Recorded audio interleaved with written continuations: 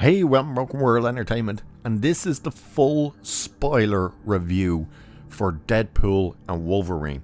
So if you haven't seen the movie, click away now. Unless you don't care, in which case, stick around. But it will be full spoilers.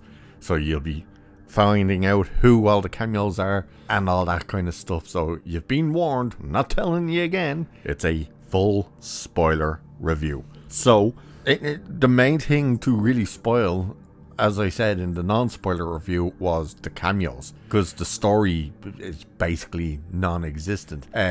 Cassandra Nova does come to the Deadpool's world, and her whole ambition is to just take over the Time Reaper, or Ripper, I think it was called, the machine, which you saw in the series trailer where her eyes kind of go all white and those wires are coming around her. That's her speeding up the process to destroy all the universes. She wants to destroy all the universes to take over fully off the area she comes from. I can't remember what the hell that area is called. But she's stuck. She's in the machine, and by the way, this is before we get to the spoiler or the cameos and stuff. The way to stop her from using the machine, and by the way, she enters Mr. Paradox's mind and his head to get access to this machine. He wants to use it to speed up the process of wiping out timelines. As I said in the non-spoiler, he wants to get rid of everything, all the timelines and the TVA and stuff. But the machine, I didn't tell you it's about the machine because he wants to speed the process up. It takes like 1,000 years or something for the timelines to erase, but he was making this machine in secret to speed the process up.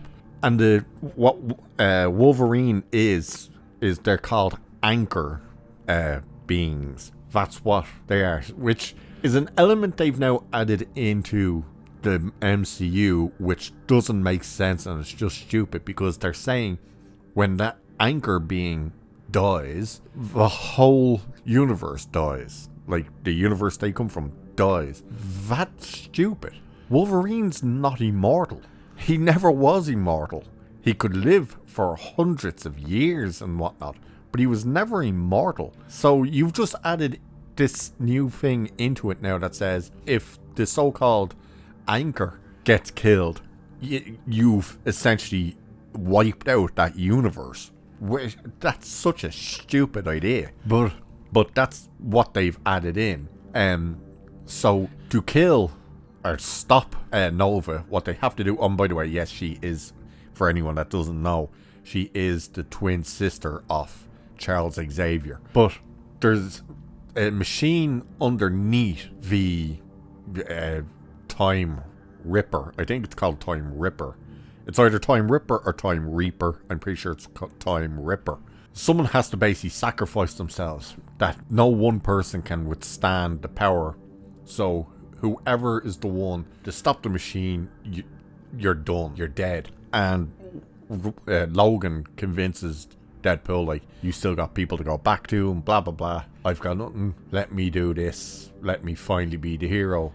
And she's like, yep, sure, and kind of betrays him. But then the two of them end up doing it, and because it's the two of them doing it, they don't die, because the Mr. Paradox says, how's this possible? How are you still alive? And it's a throwaway line that they've used to make it that the two of them could survive, which was, oh yeah, you said no one person could stand the power. We were two. And Cassandra Nova just explodes. She starts not being able to handle the power, and she just explodes. That's the end of her. That is your main story. That is how the whole story played out and stuff. But that was the main story. Was just this machine was built to speed up the eradication of timelines, because both Paradox and Cassandra Nova want full control. That's it. That's all the story is in this movie. Very, very wafer thin. Even without those parts of the spoilers, what I told you is in the non-spoiler is the story. So yeah, it's a nothing story. Cameos. One of the cameos I said that comes in, that we knew the person was in there but just not who he was playing, is of course Henry Cavill. And he is Wolverine. He's just not the Wolverine we were hearing that he was going to be. We were hearing he was going to be Patch. He's not Patch. He's just a random variant of Wolverine.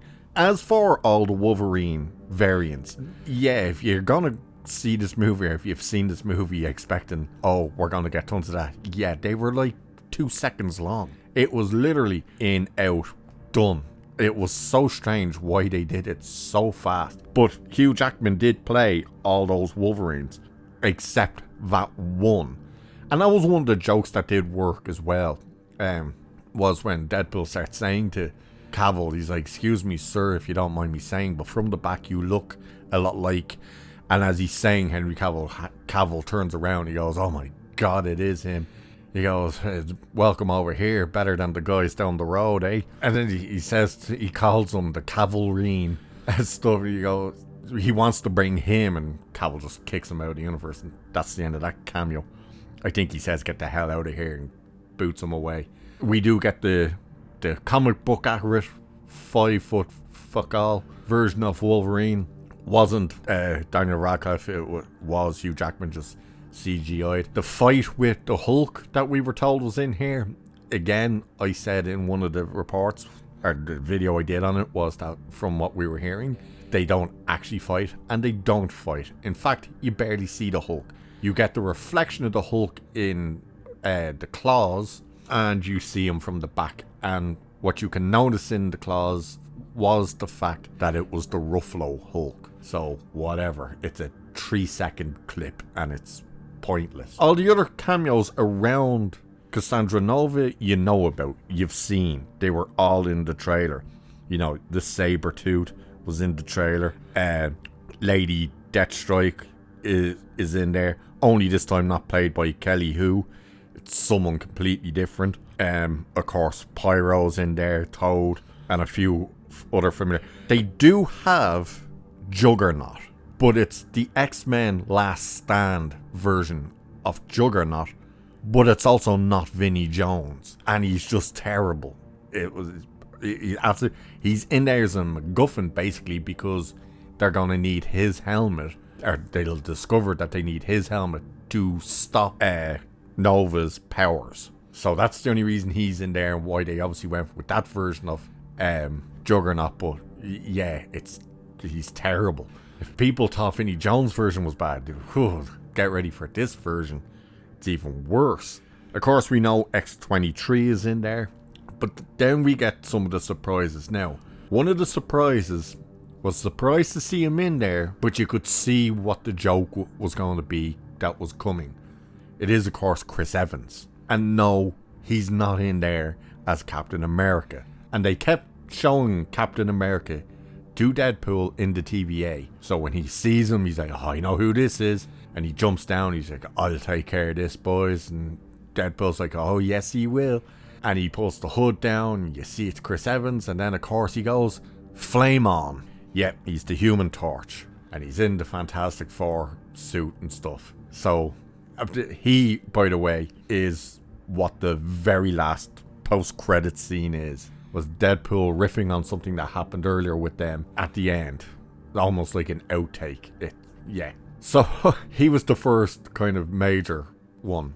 The next 3 cameos, and this is all the really... Oh, I forgot. At the beginning, we get Lucky, or Happy Logan. It is Happy, isn't it? He's not Lucky, he's Happy. John Favreau. He's there at the beginning as Happy, while Deadpool is interviewing to try and become an Avenger. It's weird. The 3 other ones that we get Jennifer Garner as none other than Elektra. Now this one was terrible. It looked horrible, the voice was horrible, and you just go, whoa. Was Channing Tatum as Gambit. But the suit looked horrible, the hairstyle looked horrible. They have him in the proper Gambit suit, just the whatever way they did it in live action, it didn't look right. They kind of made it shiny and stuff. Yeah, it was horrible. And then he kept doing this voice, and they take the piss out of it in the movie. It's like, what is he saying, kind of thing. He kind of drifts in and out from doing like a weird French accent to like a southern like accent in the States. It was so strange and just stupid. And this is the one cameo that was like, hell fucking yeah. Wesley Snipes as Blade. Yeah, an older Blade. He's got a little beard on him with grey in it. He's got more hair with a grey streak in it and stuff. He looks very skinny all of a sudden. I don't know why. He didn't really give the performance of Blade in the sense of he wasn't very kind of straight and whatnot. He was kind of very loose in the role and stuff. But there's a line that he delivers which was fantastic as well. And this was definitely a shot, one of the shots taken at the MCU. Because he stands up and he picks out a rocket launcher. And there's references to other superheroes like the Punisher and stuff. You know, Ghost Rider, all that type of stuff. But he stands up and they're like, who's that? And he's like, oh, it's the Punishers. And Deadpool's like, which Punisher? There's like 50 of them at this stage. And he ends up saying, at least there's only one Blade, and there'll only ever be one Blade. And that's what Wesley Snipes says. And we also get a great line from him when he sees all these mutants and stuff running at him, and he starts laughing and says, I see motherfuckers are still trying to ice skate uphill. So that was great. Other than that, there's literally no other cameo. Oh, except, of course, all the Deadpools, the Deadpool corps, who were in there for no reason, to be honest with you. It's just for a great big long CGI fight that looks terrible for what you can see. That's the fight I was talking about in the non-spoiler review, that it was really hard to keep track of what the hell was happening. It is confirmed via the credits that it is Blake Lively playing Lady Deadpool. She never takes the mask off, but you see in the credits it was her. And you get all the other, like, Nice Pool and Baby Pool. They made a big deal about Baby Pool being in there. It does nothing. Useless. Head Pool, the same. Useless. They're literally in there just for this extended fight scene where they all die and then just get back up because they regenerate. Except Nice Pool. And that was one part of the movie that I did laugh my ass off at. Well, not properly laugh my ass off, but laughed at. Is normal Deadpool grabs Nice Pool, has him get shot, and he wants him to die because he wants his two guns. He also wants Dogpool off him. Dogpool belongs to Nice Pool. And he's like, okay, how long does it take you to regenerate? And he's just, regenerate? And they realize, oh, he doesn't regenerate. And starts bringing them back across the street. And he's just, that was a funny scene. In terms of them saying they wanted to close this out as being like a respectful end to the Fox universe, yeah, it really doesn't do that. They piss all over Fox. As I said, they really go hard at Fox in this movie rather than anything else. So the only kind of real tribute to say goodbye to the Fox universe was that mid-credit behind the scenes featurette type thing that plays. Other than that, they are literally pissing all over the legacy of the Fox universe. It was, yeah, it's weird. But that is basically your spoilers. You know, Deadpool Corp, whatever they want to be called, or shit. Oh, and the person who stops them from fighting is Peter. Peter shows up in a Deadpool suit and takes it off, and they're all like, oh, we love Peter, and they're like, wait, you have a Peter? Or you know Peter? And they're like, everyone knows Peter. Peter's in every universe. It's, yeah, that is what it is. And body positive TVA agent from Loki is in this as well. She's comes and starts flirting with Peter, and so it was fucking weird and stupid. But other than that, that's it. That's all the cameos. There's nothing else. Well, Deadpool brings this Wolverine into his world now and seems to be staying there. They've brought X-23 over into this universe, but she's also meant to already be from that universe because that was established by being told the Logan that died in Logan is from that universe. It's multiverse gobbledygook. It really was, which is really unfortunate. I really wanted this movie to be great and be good and just be hysterical, and unfortunately it really wasn't. And for the cameos and what they did with cameos, they could have done so much more and better with it, and they kind of squandered it with most of it. So yeah, it is what it is. But that is basically the non-spoiler review because, or sorry, the full spoiler review. Jesus, I hope this wasn't non-spoiler. Whoops. You know what I mean. But with that, let us know, have you seen the movie? I hope you've seen it if you're watching this, unless you just really don't care. What did you think of it? Let us know in the comments.